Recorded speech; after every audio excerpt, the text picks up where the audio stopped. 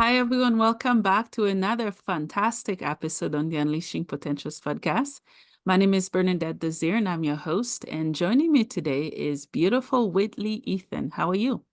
I'm good. How are you? Thank you for having me on. You're welcome. You're welcome. So, Witlee, where are you tuning in from?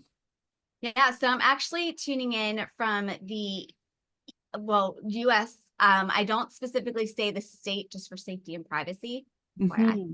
Yeah. Yeah. But I am tuning in from the US. Awesome. Awesome. That's really cool. Is it spring where you are? It's hot. It's definitely hot. But I feel like lately with all the different weather, I mean, we've been having horrendous tornadoes throughout the US in Mhm. places that typically don't get tornadoes. So I feel like our weather is kind of not, it's been off quite a bit lately. We sometimes skip seasons, and I think that has a lot to do with just what's happening all over the country.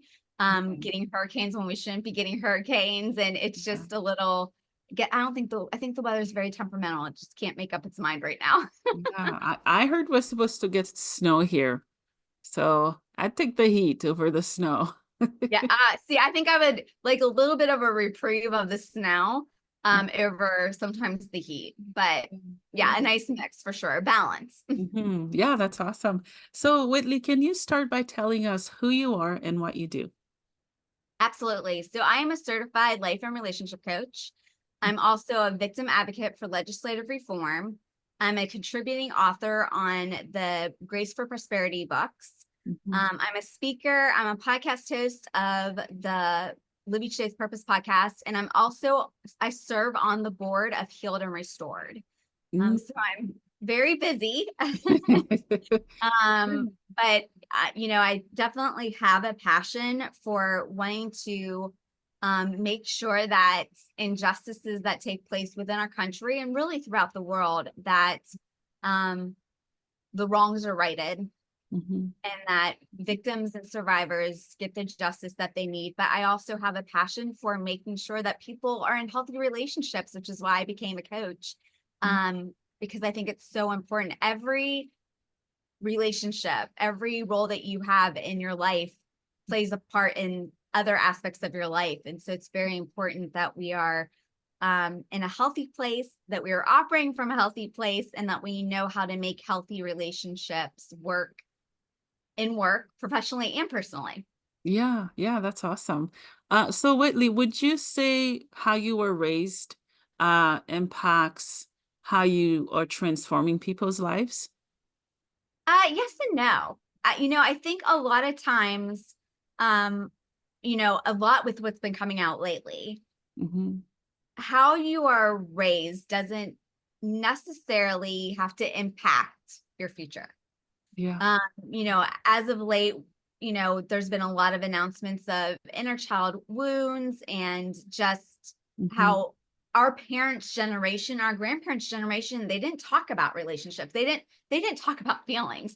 I mean, my grandparents' generation, they didn't even acknowledge that they were expecting a baby. I mean, it was very much on the Yeah. hush and hush. And Mm. so now we have, the baby boomers coming out and be like, "Ooh, what is a trigger? I think I'm being triggered. I don't understand these emotions and feelings." And so, in breaking generational patterns, Mhm. um, there is kind of going back in time and looking at, well, what did they do and how did they do things? A lot of the things that they did and how they address things isn't really appropriate for this time.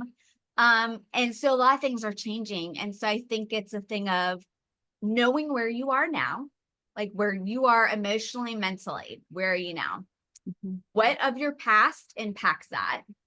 And how do you move forward in a healthy and whole way? Because we have wounds.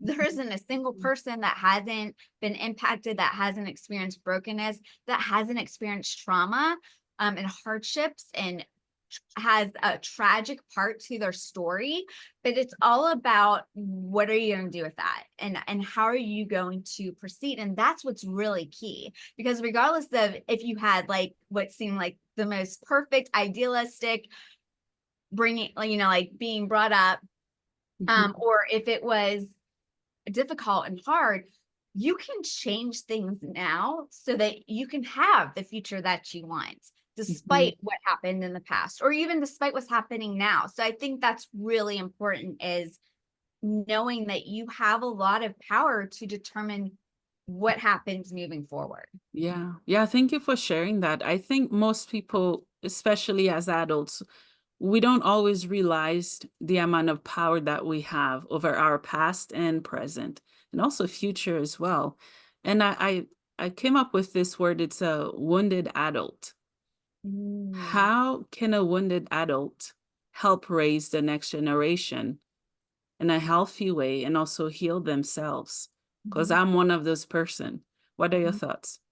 I totally agree. I think that um I think what we've seen, because the baby boomers were mostly, our parents and grandparents were, don't feel it, Mm, hide it, conceal. I mean, my grandparents, grew up, and so did my parents, as children should be seen and not heard. So yeah. that's already automatically, you're silencing the child. They don't have a place in the world. They're not, you don't get to speak up, you don't get to throw a tantrum, you don't get to express if you're upset. Yeah. And now what we're kind of doing is, when a child acts out, instead of saying, "Don't do that, what's wrong with you?" We're saying, "Well, what's going on? Mm, Tell me what's happening. What are you thinking? What are you feeling? What mhm, caused you to throw that toy?" And we're really kind of getting down to the level and getting to the root of it, where before we were mhm, told to stuff it under the rug. And then now later, when people are in therapy, it's like, let's get to the root of it. Where did this start? Wait, mm, you're dealing with a rejection? What's your first memory of being rejected? And we have to mhm, go back and uproot all those feelings and emotions, because you have to go through it in mm, order to heal it and move past it and overcome it. And so I think the dynamic is changing, and how we're addressing things. It's so important. But I mhm, think that I'm just seeing a lot, just especially in coaching, of mhm, the way things were handled back in the day. Of course, we didn't have the knowledge we have now. We didn't have CBT or DBT, which is different types of therapy styles. mhm. We didn't have a lot of stuff. A lot of this has just really kind of emerged in the last 5 to 10 years. Yeah. And so a lot of that, I think, healing goes back to not just us healing whatever we might have been exposed by our parents and grandparents, and how they were raised, Mhm, which they didn't know they were doing anything wrong, or that they weren't, that it should have been handled a different way. But now it's also going to those of that older generation, saying, I think this is what's happening. Have mhm, you thought about this? Have you thought about maybe seeing someone? Have you thought about working through this? And now giving them a chance to heal things mhm, that they didn't know were causing an issue, so that we can heal the future generations, so that we can take what we learn now and be like, all right, whatever they went through and whatever I might have been exposed to, I'm not going to take that to the next generation. I'm going to do it differently. yeah. But we need to know what it is we need to do differently. And that's going to take a lot of soul searching and Mm, a lot of inward, like looking in at us and seeing, why am I responding this way? And should I be responding this way? Like, yeah. self awareness. Are we Mhm, responding the way we should be responding? And is there a better way to do it? It's also going to be allowing yourself to feel things that maybe you don't want to feel, and giving yourself grace, that a lot of the patterns you might have formed and how you might be responding might be very well because of it's a product of how you were raised, or the environment that you were exposed to.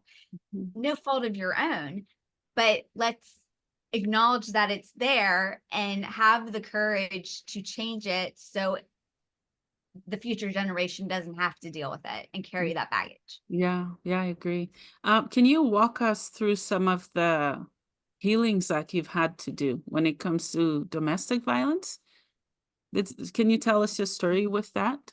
Yeah, absolutely. So I am a survivor of domestic and sexual violence. And I will say that, anytime you experience trauma, Yeah. there's going to be a long road to healing. And I think this is really important, because I'm going to kind of debunk some myths. So one Mhm. of the myths Mm, is healing is the same for everyone. And no, it is not. and that, healing is consistent and, you start healing, you're good. And that's not the case. Healing is not linear. It's complex. There's a lot of layers to it. And then it can take a long time based on how much you have to heal, based on how much trauma. And just so that people can better understand what trauma is when you experience a traumatic event, you could be in a car accident. You could witness car accidents. You could have been someone who's a military personnel and experiencing the war. You could be watching someone that you love suffer through a very difficult illness and watching them just completely, you lose them in front of you, like Alzheimer's. You could experience witness an act of violence. People that have experienced 9/11, that was trauma, that was traumatic. People that are sexually assaulted or abused or raped, traumatic. When your brain goes through trauma, it rewires itself every time for each event of trauma. So say you're making progress in your healing, you're seeing a therapist, you're talking through your trauma, something else happens. It's a reset. Your brain rewires. So all of that work that you did, you're now kind of starting at square one. Yeah. And it can be very overwhelming, and it can be very discouraging to the person going through healing, because they're like, wait a second, I did all of this work. Now I'm being triggered again. Now I'm back here and I'm having to go through this again. It can feel defeating. So I really want people to understand that, because it's not such an easy thing. Like, I've heard so many people say, let it go, move on. Like, you're holding on to it. That's why you're not healing. It's like, no, it in a way, it holds on to you, and you have to work through it every day. It's exhausting. So you have this trauma, and then you have another trauma, and then you have another trauma, and it's relentless. So having to work through that is not easy. But some of the ways that you can do that is seeing someone. 100% you need to see a professional, mental health professional. I'm talking counselor, therapist. Sometimes you might even need to see a psychiatrist. You might need medicine to help you get through things, as it does impact the brain and the growth and the way that it operates. There's nothing wrong in medicine. Supplements are great. You could use supplements. It's more of a natural way of doing it rather than medicine, but sometimes just to take the edge off, you need that medicine. And again, there shouldn't be any negative perceptions to any of this. This is all resources to help us. There's workbooks, there's books that you can go through that can help you go through the healing process. Therapy, cognitive behavioral therapy is one aspect. DBT is another aspect. I think it stands for dialectical therapy. I'm trying to think of where my book is. Gottman. I listen to a lot of John Gottman. He's really great. He's a doctor, deals with mental health, has a lot of great things.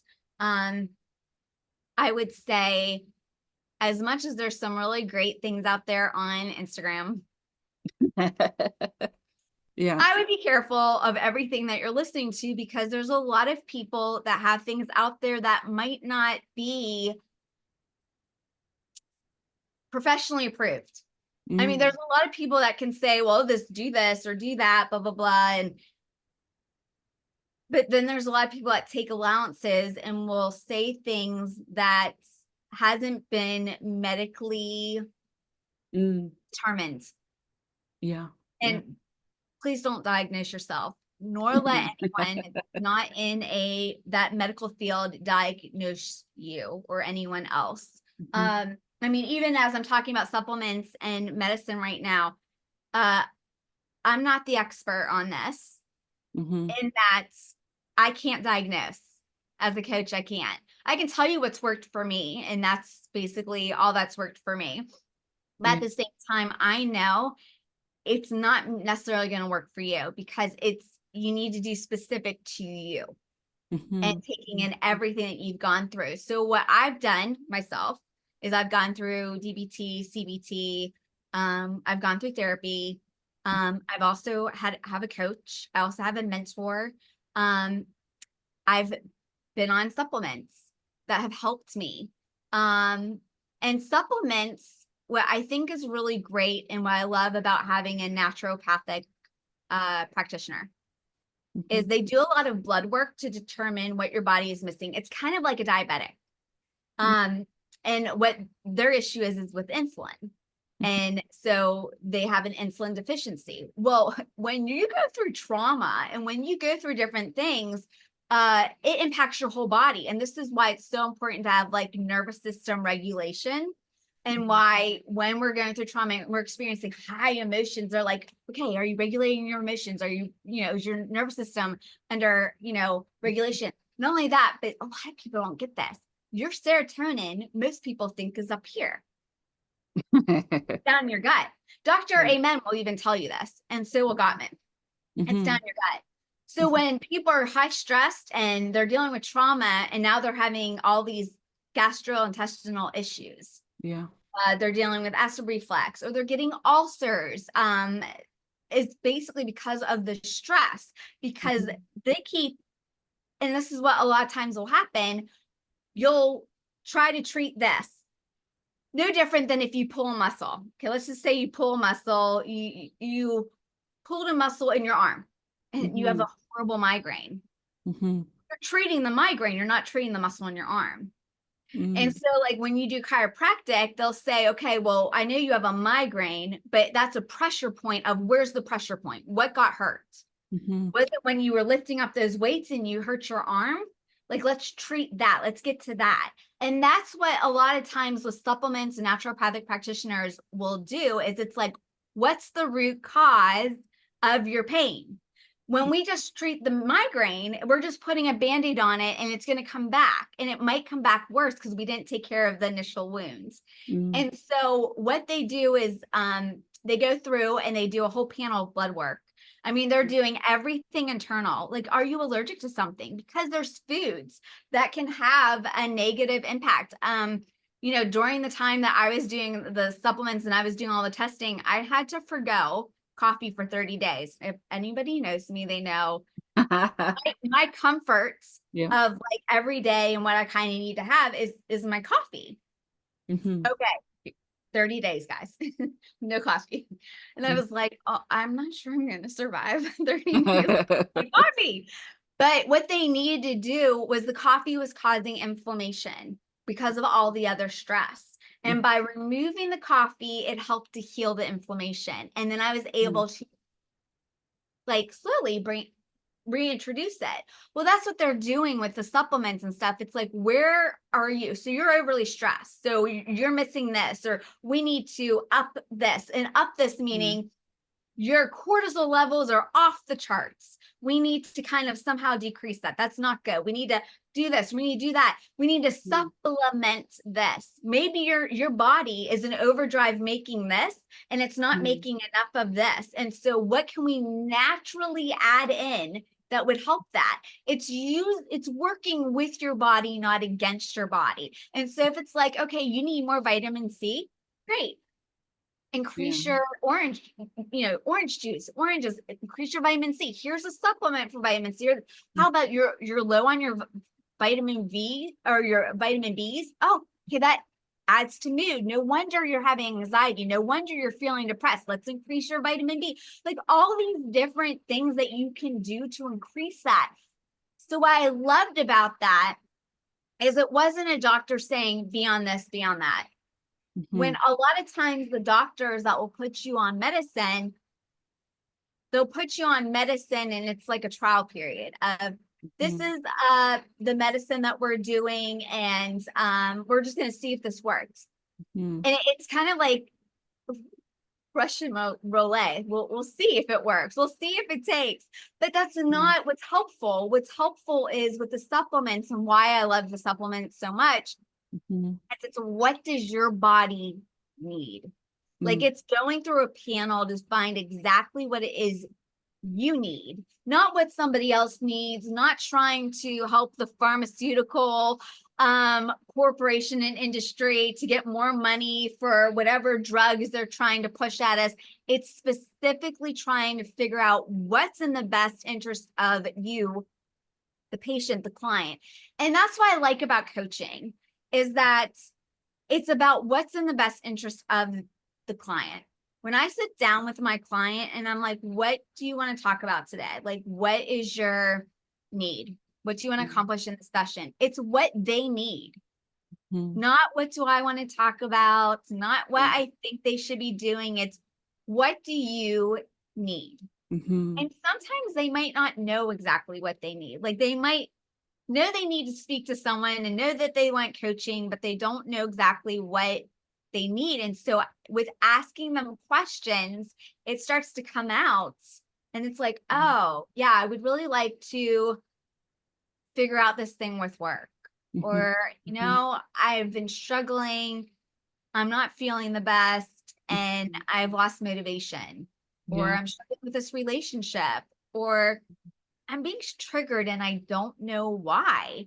And it might just be a thing of they have to work through some things that they haven't worked through before. And it might be a thing of just helping them to break through those patterns and help them get unstuck. You know, there's so many different things that you can use and do that are out there. But I think the most important thing is, one, learning to be your own advocate, because no one's going to advocate for you as much as you will. And two, being able to speak up and say, honestly, like being honest with yourself, but being honest with anyone that you're talking with, whether it's your coach, whether it's your doctor, whether it's your naturopathic practitioner, and saying, you know, this isn't working. Can we redirect? Can we go this way? You know, I think this would be a better approach. Or this is what I know I need. Can we focus on this? And if they are the right doctor, coach, practitioner for you, then they'll say, okay, thank you so much for sharing this. Let's redirect. Because it's not about what they think you should need. It's about what do you need, and helping you get there, helping you navigate that. That's so important. So I think we all go through things. I think a little bit more grace would be really good, to not just give others, like really let's spread kindness, but also remembering to be gentle and kind to yourself. And think back on everything you've ever gone through, not in a negative way, but to see how far you've come.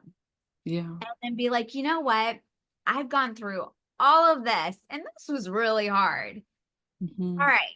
You know what? What are steps I can take, not because I did anything wrong, or not because there's something wrong with me, but to make me better? Because life should be about learning and growing, and like how to better ourselves. With that, I do want to say this. Oftentimes people go through traumatic experiences, and I'll hear people say, what did you learn from that? And here's the thing. Yes, we can learn things from things. Not everything's a lesson. Someone experiencing a horrific loss of losing someone to an illness or suicide, there wasn't a lesson to be learned there. Someone being raped or abused or sexually assaulted, there wasn't a lesson there. What you can say is, how has this impacted you? In what ways has this caused you to look at things differently? You know, just being aware. There's so many things that have come to the forefront that we weren't aware of or didn't need to be aware of in the past, of self-awareness and nervous system regulation, that we are needing to be now. Excuse, that's my coffee. So I think that's really important. And, you know, May happens to be Mental Health Awareness Month. And so many people are impacted by mental health. Yeah. I looked it up, and there are over 40 million people in the US that have been diagnosed with anxiety disorder.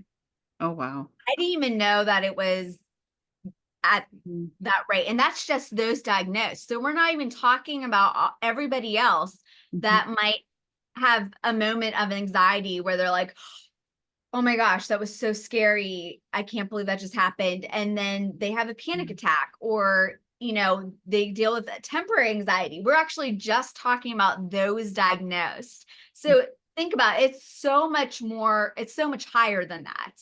mhm, And so in the month of, like, during May, I'm going to be posting something. It's going to be the ABCs of mental health, mhm, just to kind of give people an idea of things that they can do mhm. to help them as they go through mental health. There's so much stuff going on in our world right now. I Yeah. mean, there's so much with war and with just division, Mm, and people wanting their voices heard and mm, people's rights being violated. It's a crazy time. And then throw in all the different sicknesses and illnesses, resurgence of COVID. Now there's the norovirus and so many other things. And I think it's sending people kind of in this pandemonium of chaos and yeah. concern. Yeah. And um, how do we combat that? How do we keep that in check Mhm. on top of everything else everybody else is going through? I mean, we all have our own personal stuff that we are navigating and going through on top of everything going on in the world. But how do we do that? I Yeah. mean, it Yeah. almost seem impossible. Mhm. So practicing self-care is so important. And here's the thing. I've noticed on social media, again, don't always pay attention to what's happening on social media, of Yeah. different people saying this is self-care, this isn't self-care, this is, no, this is idiotic, who would do this, this isn't really self-care. And it's like, let's take a moment and pause and breathe and think about it this way.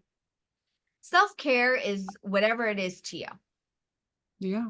Yeah. And if someone's going to take time to bash what self-care is to somebody else, Mhm. I would dare say they probably shouldn't be speaking on self-care.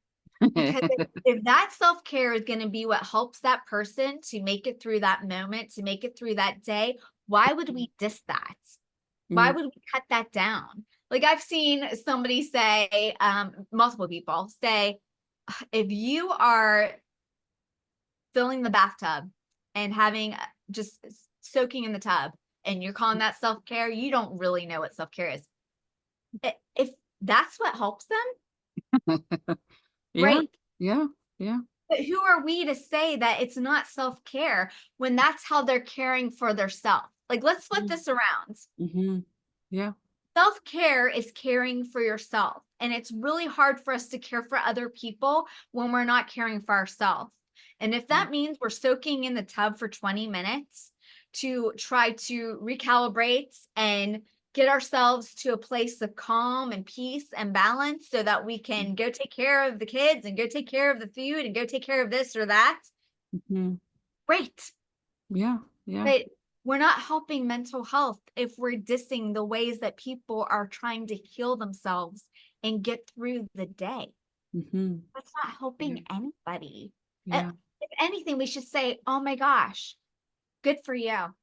You're practicing self-care. You're doing something to improve your mental health. Great. Mhm. That's Mhm. amazing. I'm so Yeah. proud of you for taking that step, because Mhm. sometimes that step can be really hard, Yeah. especially when sometimes with mental health, it can be hard to even get out of bed.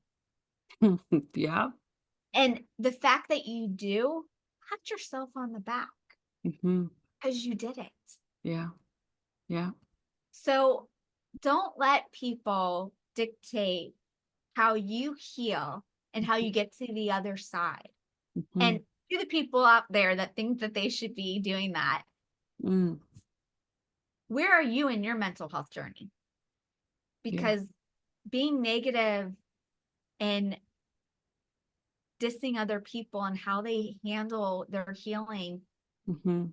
doesn't reflect good mental health. Mm-hmm. I would dare say that maybe you need to take an inward look at yourself to see where areas that you need to work on. Mm-hmm.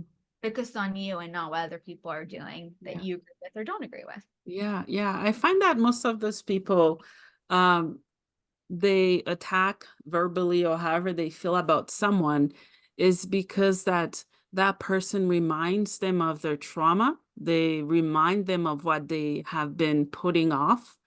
And they also remind them of what they should be doing, right? So it's like a threat, a Mhm. positive threat that they turn into a negative threat, Yep. right? It's a chain reaction. Yep. And also, anytime we're triggered, I think it's really important to take a pause because that's revealing an area in you that is still a wound that still needs healing. Mhm. Yeah, yeah, definitely. Yeah. Yeah. So earlier in the episode, you mentioned that you are a legislative reform. What is that? Yeah. So I'm a victim advocate for legislative reform. And so I took an experience that I went through. Mhm. Um, I think kind of right now what's buzzing in the news is the Harvey Weinstein overturn, where his charges were overturned for for a lot of the victims that he sexually abused and raped. And this comes from the Me Too movement. And so just a quick recap of the Me Too movement was uh, people within the Hollywood and entertainment industry coming forward about Harvey Weinstein and other people who abused their position of power, and Yeah. then blacklisted a lot of female entertainers and actresses and musicians because they wouldn't cater to the sexual demands of these men.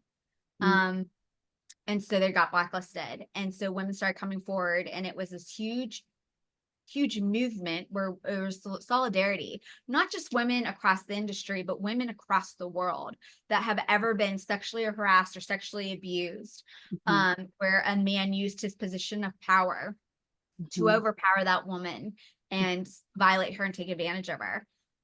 What people don't know a lot of is that after we had that huge win in 2017, mhm, a lot of the abusers started coming forward and suing their victims. And it's bad enough that when you go to report sexual assault or sexual abuse or rape, that it's an automatic he said, she said.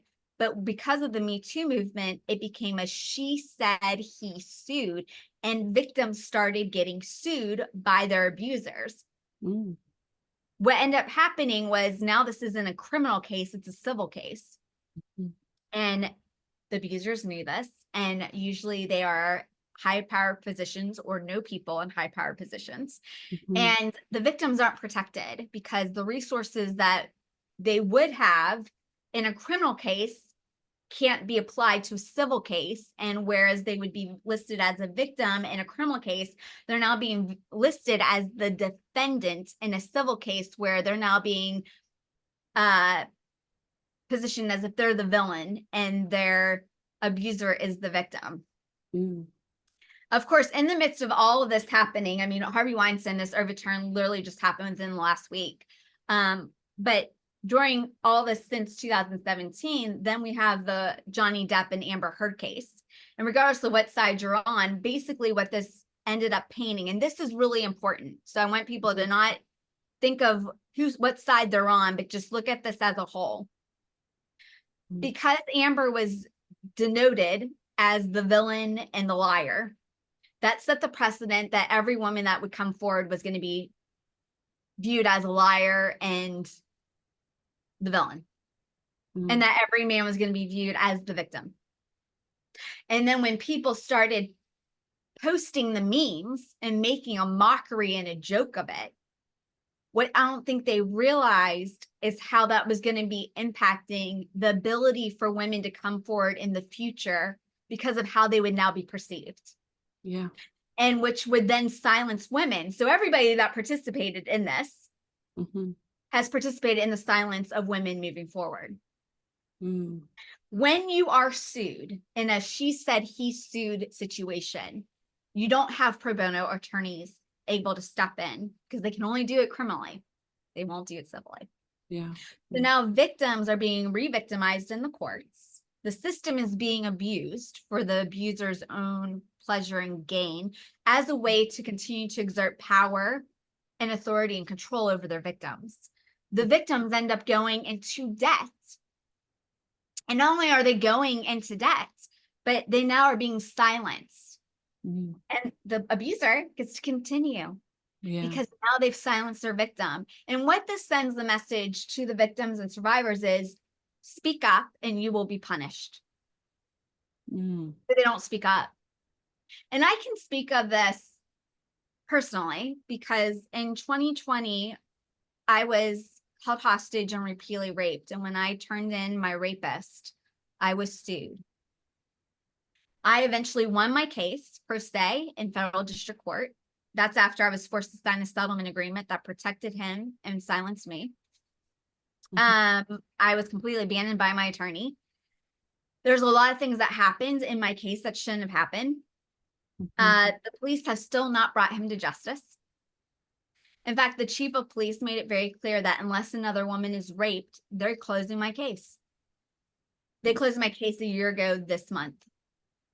And so now he's walking free, where he works in a field as an insurance broker, where he's licensed across 12 states across the nation. Wow. And we met on a dating site. So it's very easy for him to have a dating site profile in multiple states, pretending to be whoever he wants to be, raping again and getting away with it. Male DNA was found in the sexual assault kit. It is in the CODIS Federal Forensic Index, but as John Doe, not as his name. So I wrote a bill that would protect the rights of victims and survivors moving forward. And this bill is currently being worked on by members that are legislators, members of the House and Senate, so that we can submit it and introduce it so it can hopefully be voted on and passed so it can become a law, because it would make sure that the police and the DA's office would be held accountable. Yeah. But it would also be able to make sure that victims and survivors get the justice that they deserve, and that perpetrators are held accountable so that they can't continue to do that. Because it is such an injustice when our system is allowed to be used to further victimize victims. And this isn't just happening here. I mean, if you Google "she said he sued," it's happening all over the country. It's happening internationally. And I will say one of probably the most heartbreaking things in my situation is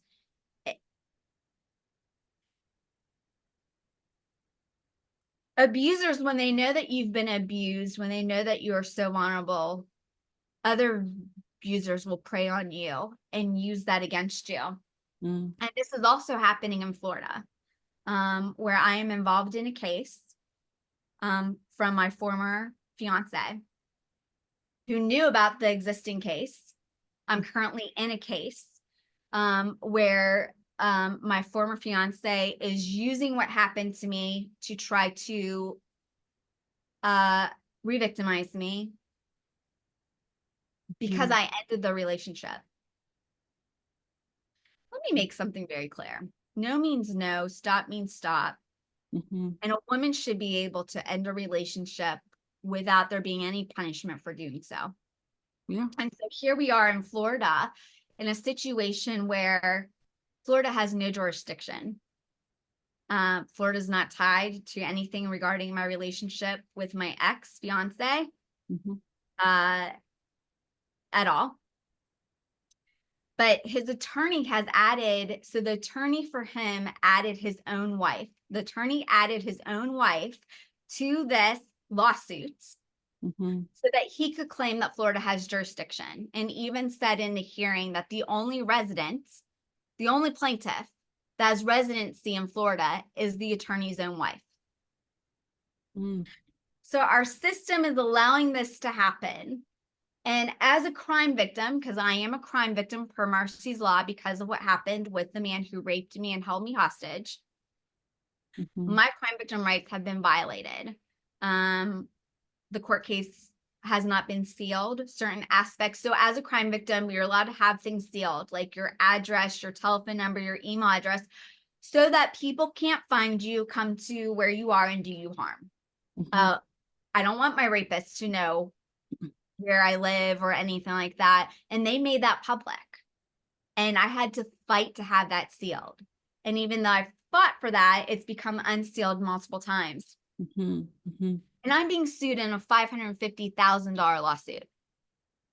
Oh, wow. What's interesting is that he married someone not long after we were supposed to get married.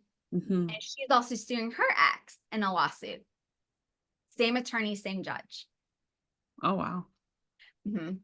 Also, what's interesting is they just got divorced. So they didn't last very long. Mhm. They didn't Mhm. have an attorney listed for that. Yeah. But what it goes to show is that there's a lot of issues within our judicial system of allowing conflict of interest situations Mhm. that there's not due diligence being done. Mhm. Um, you know, yes, anyone can sue anyone, but when we have people in a position of power that are supposed to be representing the law, we need to be Mm. making sure that how it's being represented is being represented well, to where we're not further harming other people. Mm. They are well aware that because of me being sued by my rapist, I had to file bankruptcy and I'm in debt. Mm. And they're trying to get $550,000 out of me on top of that. Mhm. That is a huge injustice, that you would use something that a victim has already gone through to further victimize them. Mhm. And we have multiple people that have now gotten involved in this situation. And I'm talking pro-life leaders, um, pastors, authors, relationship coaches who are authors, um, that are supporting my ex, um, that has just caused more harm to me. And, one of the, I think the hardest things in that is that um, there's been a lot of defamation that has impacted my ability to reach people, that has ruined professional and personal relationships, that has ruined business opportunities. Um, and now I'm in a place where I'm in a very difficult place, Bernadette, where my common law rights, my constitutional rights, including my freedom of speech rights, and also my crime victim rights are being violated. And I'm at risk of losing them. So I want everybody to kind of understand this, because let's talk about defamation. Mhm. The legal term of what defamation is when something is said that is untrue. Mm. Mhm. I've had to defend my reputation a lot because since 2022, he's been defaming me and claiming things that weren't true. Mhm. And then he turns around and sues me for defamation. Mm. So if we're going to be doing things under the law, we should be doing things that actually are under the law. If you're going to sue someone for defamation, it needs to be that there actually was a crime of defamation where things that weren't true were actually done, Mhm. as in the case of him defaming me. And Mm. I have a text message from him of him admitting, I lied, I sinned against her. I did it because I couldn't handle her ending the relationship. Mm. I Mhm. mean, that is such a huge admission Mm. on his part, but it also says a lot about character of that. So does someone think it's okay to make up lies because someone ends a relationship, that someone should be punished for getting out of a relationship? And that's in domestic violence. That's one of and just abuse, domestic Mm. abuse. Yeah. The most dangerous time for a woman to for a woman is when she tries to escape. And in this situation, in leaving and walking away and trying to do what was best for me and my safety and my mental health, the punishment was, I'm going to defame your name. I'm going to slander you. I'm going to destroy you. And now he's continuing that in the courts for $550,000. And that's wrong, that our judicial system would allow that to happen, that would allow that our victims and survivors of something like this, which would be, as she said, he sued, to be able to continue the victimization. And so that needs to stop. And so I think this is really important that people be aware of this is what's happening. And what can we do to stop it so that people don't abuse their position of power, that this attorney doesn't abuse his position of power, that our judicial system doesn't allow the victims to be re-victimized, and that abusers like this that think it's okay because defamation and slander is a form of emotional abuse, that an emotional abuse is very impactful. Impacts your mental health. It impacts your physical health. It has devastating impact on someone's life. So it's not to be dismissed, but we need to take it seriously, and we need to not do that. And everybody that I had mentioned, of like the faith leaders and the pro-life leaders and the leaders that were authors and relationship coaches that were involved and participated in either him spreading these defamation, slanderous lies against me, or participating in them, which I have conversations between myself and those other people apologizing for doing that. You engaged in emotional abuse of me, and that wasn't okay. And so I don't think that maybe a lot of people realize the damage that they're causing. They may not realize that this is emotional abuse. So I'm helping to educate, because my platform's all about awareness, education, and prevention. So that is emotional abuse. Don't do it. And for those that are in a position to help people like me, do what you can, because it's not okay for us to continue to abuse women and victimize them into silence and creating, it's a form of oppression. Yeah. It's not okay to sue someone for $500,000, Bernadette. Yeah, that's a lot of money. Yeah. To just, I'm going to make you pay for ending the relationship. I'm going to make you pay for, like, no. And our system, our judicial system, should do a better job of, wait, what is this lawsuit? Like, what is going on here? Before we get into the heaviness of hearings and a trial and all that stuff, where it just further victimizes and ruins the life of the victims. Just because someone brings forth a lawsuit doesn't mean they're in the right. And when you take advantage of someone in their financial situation, there should be something against that within our judicial system.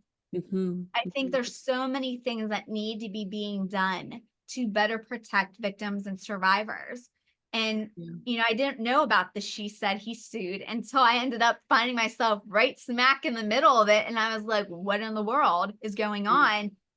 And I think it's even more disheartening when you meet someone who you think is going to be your person, who's going to protect you.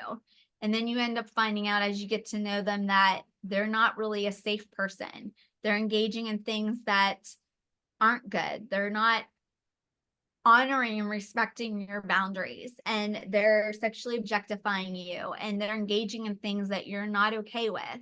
And when you try to remove yourself, their response is, I'm going to further hurt you.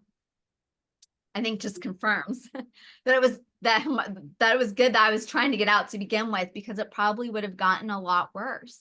But I shouldn't be punished for trying to remove myself from an unhealthy situation that's had a lot of different layers of abuse to it. And let me make this clear. There doesn't need to be physical abuse in order for there to be abuse. Mm. There's different kinds of abuse. There's financial abuse, there's emotional abuse, there's mental abuse, there's physical abuse, there's sexual abuse. There's all different kinds of abuse. Whether there's physical or sexual abuse there is not the standard for whether or not you are abused. If you were mentally or emotionally abused, if somebody love bombed you, gaslit you, did a bunch of other things to you, it doesn't minimize the abuse by there not being physical or sexual abuse. You know, domestic abuse isn't just physical. Yeah. There's so much more to it. Mm-hmm. And regardless, I would hope that all of us could agree across the board, regardless of your faith beliefs or your political beliefs, that abuse of any kind is wrong. And we need to be very careful of who we are supporting when that support for an abuser comes at the sacrifice of the I would say even the trying to look for the right word. All right. When it comes to harming the other person.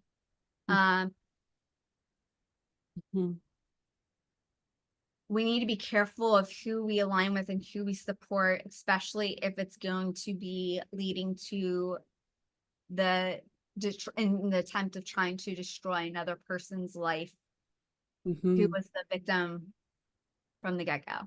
Yeah, I agree. Yeah. Thank you so much for sharing. Me too. And thank you for being a voice for so many girls that are silent, so many women that are trying to find a way out, women and girls that are trying to find their voice. And I appreciate you speaking up because we need to be heard. And I'm so sorry you had to go through that and you continue to go through it. It shows how resilient, how powerful you are, and how you are already beginning to shift how we see the law and what is the law. We can make decisions on our own as women, as victims, right? So I honor you for sharing and for helping people. And I know what you've shared has stayed with me, and it will stay with many people that are listening and watching this. Thank you so much for creating a safe space for this to be shared. And I really hope that this just brings awareness, education, and prevention. And that's why I share. It's not easy to share. If I anything, know. I wish this was going Yeah. away. I wish this wasn't part of my story, but I truly believe that I don't always have the answers as to why we go through certain things. Yeah. But I know that we can use what we go through to make a difference and to help others know how to overcome it too, but also to create change. I mean, my bill wouldn't exist if I hadn't have gone through what I did and what I'm currently going through. And so I know the power in our voice, and I know that's why so many want to try to silence us, especially sometimes our people within the government, sometimes people within our judicial systems, our abusers, those that mistreat us, because they know the power in our voice and they want to be able to get away with it. And that's how it just continues, is when we stay silent. And you know, violence thrives in silence, abuse thrives in silence. The wrong is able to continue in silence. So let's speak up and, you know, come together uniting, that we're not going to stay silent, but we're going to use our voice for change, for the better. Yeah. Is that your book behind you? Yeah. So this is the book that I contributed on. This book was written for victims of domestic violence, sexual violence, and sex trafficking. And so there's a trainer's manual and there's a workbook, and it's basically to help those victims and survivors to heal and thrive, especially after all the trauma they go through. So my story, as well as so many other amazing victims and survivors stories of hope, is in here, helping to lead the way as a resource, to help the others know that if we came through it, so can they.